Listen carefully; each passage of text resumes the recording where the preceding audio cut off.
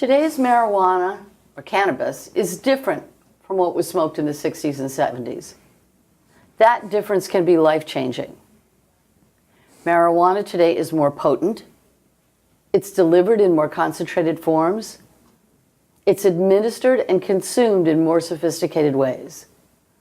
Its users develop tolerances for it a lot more easily. So how can parents know if their kids are consuming marijuana? And how can they spot the signs of abuse? Hello, I'm Andrea Obston, and we're here to discuss these issues with Julian Hartt, Jr. Julian is the clinical director and co-founder of The Next Right Thing, a West Hartford-based clinical practice that specializes in community-based substance abuse, mental health treatment for adolescents and their families. Julian has more than 40 years of clinical experience working with adolescents with substance abuse and psychiatric problems. He has consulted with a variety of public and private schools and universities, including Simsbury High School, Choate Rosemary Hall, Wyndham High School, and Quinnipiac University. Welcome, Julian. Good morning. Good morning. You've talked about how today's marijuana is different than what some of us may have smoked in the 60s and 70s. Talk a little bit about that. Well, the one word that stood out for me, Andrea, was concentrated. It's the same plant. It's just technology has reduced the concentration, heightened the concentrations of the THC, the psychoactive, the part of the plant that gets you high. Okay. It's in greater concentrations. So what was 5 to 7% when kids were smoking reefer, mad reefer in the 60s, that is now doubled in the joint form, but that's not how it's smoked these days. Talk a little bit about that. Well, there higher concentrations of marijuana are through a process of reducing the plant to its essence. It's like making a sauce. It starts off really thin, it gets really thick. And as it thickens through a process of cooking, literally in a saucepan. Wow. Or a ricer, if you have a ricer, Andrea. A rice cooker? Yes, that's the best way because heat is distributed evenly over it. So there's a mixture of grain alcohol, or Everclear, grain alcohol, and the bud of the marijuana plant. Or combined together? That's correct. And reduced and cooked down till it's a thick paste. And then it's put in, if you really want to know how to do this, then it's put in a cheesecloth and squeezed through a cheesecloth so it gets even more concentrated. So each of these processes makes it more concentrated? It makes the psychoactive part, the part that gets you high, stronger. So it's really, so the highs are higher. Wow. And what goes up, laws of gravity and the laws of pharmaceuticals, including street drugs, the downs are greater. So the mood swings are up and down, but it lasts longer. There's nothing that stays in your system longer than marijuana. I mean, almost nothing that's produced at Walgreens or on the street. So it has what's called a half-life. It stays in the system longer? Right. So one way to say this is if we measure how long it stays in your body by half-lives. So a half-life of marijuana, if I smoke, say, a joint, is 72 hours. So half the psychoactive aspects of marijuana is in your system 3 days later. It's still in your, and is it impacting judgment? Is it impacting activities at that point? Yes, it still is. But kids create a new normal because the tolerance is so long. So they create, this is just me. They've adjusted their meanness, their normal to marijuana. So if it's 72 hours for the first half-life as a psychoactive substance, so it takes a long, long time to leach out of the system. Talk about some of the more sophisticated, interesting, different systems of delivery that are now available. I mean, other than smoking a joint. Well, back in the 60s, there was this thing called Alice B. Toklas brownies, Right. where marijuana was cooked into brownies, Right. into baked goods. So instead of smoking it, you ate it, and you got what you were looking for. Right. You got the high that way. So their edibles are pretty popular. So there's edibles. There's tinctures, believe it or not. You mean like little drops? Little drops Yeah. that you can add to. I know it sounds kind of silly, but if you're cooking something, or if you want a little dab, will do you. So there's tinctures, and it's almost pure THC. So where does marijuana sit in my brain? We have receptors in our brain. Like there are opiate receptors in our brain for pain management. That's why heroin's so addicting, or opiates are so addicting. There's also cannabinoid receptors in our brain, and they're in the worst places for kids. They're what's called my executive functioning brain, Okay. where I think things through. Right. That area is rich in cannabinoid receptors, and also around my memory banks. So what does that mean in terms of someone's child who's getting routinely high? It means I have impaired concentration, memory, and I'm losing my motivation. I lose interest in things. So the longer it stays in my system at higher levels, it's going to affect my academic performance for sure. Right. But most of all, my motivation. I just don't care about things. So if it's delivered in these more sophisticated forms, Yep. you mentioned there was an article in the New York Times about sort of the different interesting ways of delivering marijuana or THC. It was extolling the virtues. We've gone. It's like the old days. You rolled a joint, and you were kind of like the guy drinking out of a brown paper bag. And now there's all these wonderful, sophisticated ways. So you too can have you could have a vape pen, and you can have any kind of vape pen. What that means, there's no actual fire involved. A vape pen heats marijuana. It has an electric coil in it. So it heats the marijuana and it vaporizes. That's why it's called a vape. So what you want out of it is there's no smoke. And so if there's no smoke, how does a parent know if their child is ingesting THC? There's no smoke and there's no smell. The smell is what we all thought we could detect. Mom was pretty sure, Dad was pretty sure when Junior came home that, yes. And so there's no smell. No. So how do I know if my child is... It smells like something's been burning, not pleasant. But, my credit's off to moms. They know their kids. And he doesn't look right. And movement, slow, glassy-eyed, maybe droopy-eyed. In some ways it looks like an opiate high, but not. There's a particular look, circles under the eyes sometimes. Speech is slowed down, but there's an unmistakable glassiness to the eyes. And mom is first to know, but the conventional ways by smell, you won't find any little pieces of leaf or Well, what might you find? I mean, how do you spot this, other than that sort of he's not right? Well, it's because it's smaller and smaller units. Okay. So wherever your kid's hiding stuff, I know parents don't like to be intrusive, but it's book bags, sometimes, What are they looking for?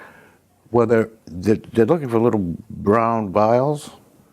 Now, I started to smile because there's in California, where this is legal, Right. and the marijuana business is thriving, they have kind of like a vintners, kind of like a wine judging contest in the fall. Yes. It's an oil judging contest in the fall, where it's judged by its color, its strength, its purity, and each plant has its own, like a wine.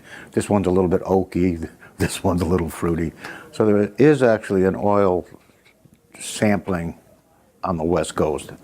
Will it be here or inevitably? So, principle, it's loss of motivation, loss of interest in things. Okay. Kind of flatlining. or with higher concentrations of THC, there's more psychiatric cases. Talk to us about that, because you've got some pretty dramatic experience of routine just marijuana users and what it can do over the long term. We've had kids come home from college that were reporting to the student health center and reporting anxiety, panic, and have come home, and depression, both. Anxiety is on the upside. I go up because of the use of marijuana? right, but they're not tested. So they've come home and they enter our program, and we test immediately. So the difference is, and this is telling, we test every kid that comes in the door, right? So 5 years ago, I'm thinking of a boy, I call him Joe, and he tested out between 200 and 300. It's measured in nanograms per milliliter. Is that what's the concentration in your system? Correct. That's Okay. what's in your system. So he tested in between 200 and 300. And I test every week to see if they're leaving. Now, I had a boy come in last week who was at 10 times that amount. He was at 2,338 nanograms per milliliter. So what does that mean?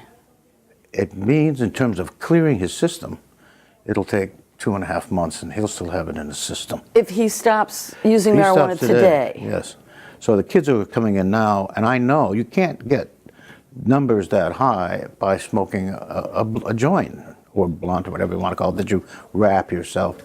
So I know these kids are doing the new form, the high concentrated forms of oils, wax, or dabs, the same thing. And there's one thing that's even more concentrated. It's called shatter, because it looks like a window pane. It looks like a window pane. It's almost see-through because there's no liquid in it whatsoever. Okay. It's dried and pure THC.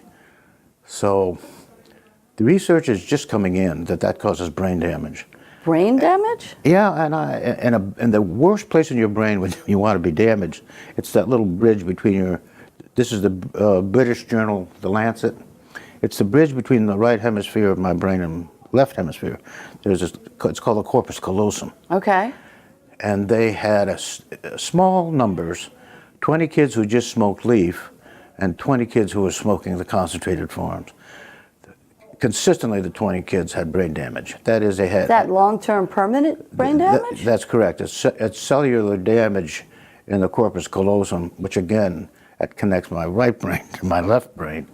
And the kids who were smoking just leaf, did not have this sort of cellular destruction or reorganization. So, but this is new as this form of marijuana As is the new. technology of delivering. Absolutely correct. So you mentioned something about tolerances, and you talked about kids needing to take a tolerance break. Talk about that. During the intake process, it's not unusual to hear that, Mom, I've stopped. But they don't say why they've stopped. Mom says, good, he stopped, we're Well, done. he stopped, he's put that behind him, he looks better.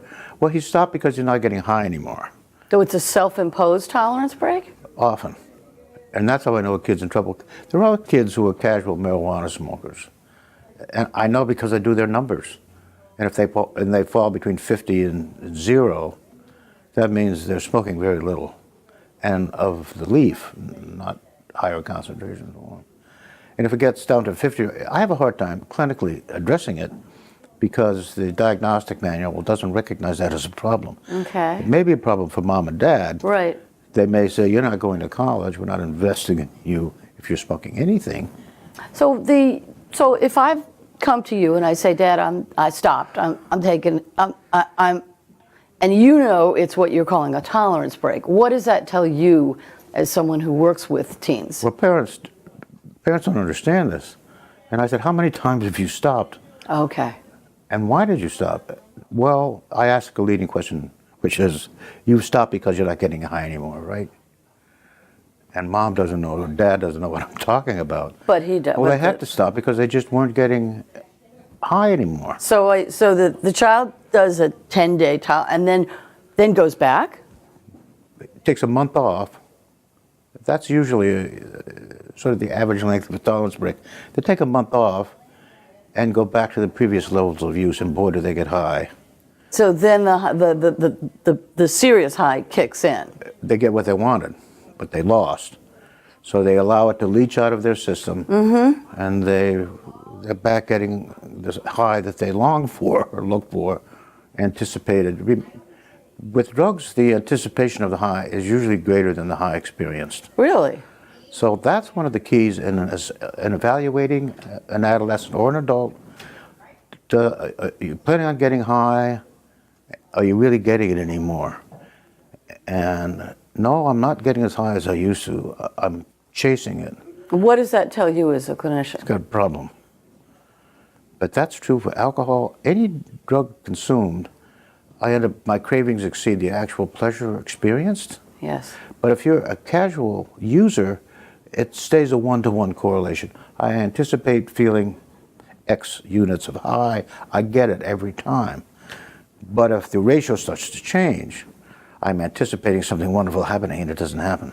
What is the downside of long-term use of today's marijuana? Well, what's been known for a long time is what's called the amotivational syndrome. I'm not motivated to do anything. Okay. Marijuana robs me of my pleasure in doing anything whatsoever. So what used to give me some pleasure, I get none. So the kind of kids who are flatlined, they're kids who kind of limp off to college and don't make it because at college, because mom's not around anymore, they've increased the first semester. They've increased their use of cannabis. Because they can. Because there's opportunity, and there's plenty of it on college campuses. I don't care what the school is. So they flatline. They come home. They're not concentrating, and they're going through a lot of money. So Mom, did you check, you sent him off to school with a credit card. Did you check his credit card? And he couldn't have gone through that much money, or she, as the case may be. So they flatline, and they just find no interest, or they get anxious, like kids who've come home from college. They're anxious and depressed, and no one's testing them. You think it's just the stress of college? Yeah. So at the next right thing, we've actually taken more kids off of medication than we have put on, because they were put on medication while they were still using. And marijuana gums up your brain pathways, so it doesn't. So the meds don't work? Which is the biggest, now that you mention it, or as the topic comes up, there are kids who are put on ADD meds because they can't concentrate. And it's really that they've got marijuana in their system? Right, their memories, they look like ADD kids. The inability to focus, attend to task, and stay focused on task is what ADD is. Right. They're kind of spacey. Well, no one, I hate to criticize my colleagues, but they're not testing these kids to see if there's marijuana in their system. So we've taken more kids off of ADD meds than we have, and some kids really do have it, but we change how they take it, and we drug test all the time. The benefits of drug testing, Andrea, is I stop and think, is it really worth it? Because there's going to be consequences, hopefully, at home if I continue to smoke. Hopefully. Parents have said, make a choice. You have marijuana or you have your education. You can't have both. So sum up for us some of the warning signs, some of the things that say to me as a parent, Johnny has a problem. Sum that up for us as we wrap up the segment. I think we need to have you tested for ADD, because you just don't seem to be sharp and focused anymore. And we always wondered if you had some attention problems. And let's see the pediatrician, because these kids now see pediatricians until they're 26. They don't grow up. So there's lack of social emotional maturity. But they're blunted in their emotions and their cognitive functionings. And some of them are extremely anxious. And we've seen more if you go through anxiety, you went to paranoid. And we've seen there's increasing number of kids who are coming not only into our practice, but other specialists who are paranoid and psychotic. And is some of that an outcome of the more concentrations of one-to-one THC? correlation there. And I talk to clinicians all over who are seeing these kids who look psychotic, and they are psychotic. And that means my thinking is disorganized. It's not that I'm hallucinating and seeing funny things like if I was doing LSD, but they can't organize their thinking. They're delusional. And that can be just from paranoid. marijuana. Absolutely. And so that's the new marijuana, the new risk. But so here you have the perceived risk that marijuana is fine. And God, we're finally, and mom and dad are in a quandary here, right? I was about to ask you about that. Because they smoked it. Right. How can we sit there on our high horse and say, don't do this, because they know we did? Well, but what I did in my college years, son, is none of your business. And as a matter of fact, this isn't what I might have smoked in the 60s or 70s or 80s. So parents need to be really educated about that. And there are articles. If you Google, use advanced Google search, and you'll see the correlation between high concentrations of marijuana, anxiety, depression, and psychosis. It's there if people look for it. Yeah, and you've got some interesting articles on your website, The Next Right Thing, that talks about some of the long-term impact. For parents who are concerned, I understand that you now have a Wednesday night parent group. And is that drop-in? Do people have to register? It's 7 o'clock on Wednesdays, but talk a little bit about what you hope to do there. We sent out a flyer that has, it's 345 North Main Street, Suite 306, and just come talk. It's free, and parents working with other parents overcome the sense of isolation and what did we do wrong? How come our kids are doing? So just come and talk. And so it's open to the public, 7 o'clock every Wednesday at The Next Right Thing. I'm there, and the psychiatrist in the program, Dr. Ann Price, child psychiatrist, is also available because some of these kids are presenting now with complex psychiatric issues that may or may not be marijuana or a drug involved. Actually, there's more psychiatric problems with marijuana involvement than there is with opiate involvement. Wow. So the heavy marijuana smokers can be really, really kind of messed up kids. So it's just asking questions. No fee, come in and talk, no judgment. Excellent. Well, thank you, Julian. We've been talking today with Julian Hartt of The Next Right Thing about some of the long-term effects of smoking today's marijuana. If you'd like to know more about the free parent groups, call The Next Right Thing or go to their website, thenextrightthing.net. Thank you for joining us.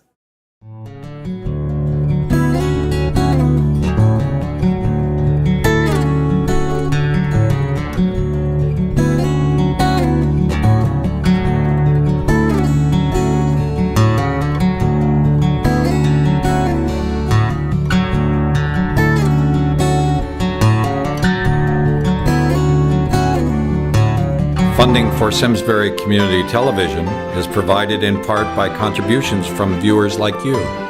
Thank you.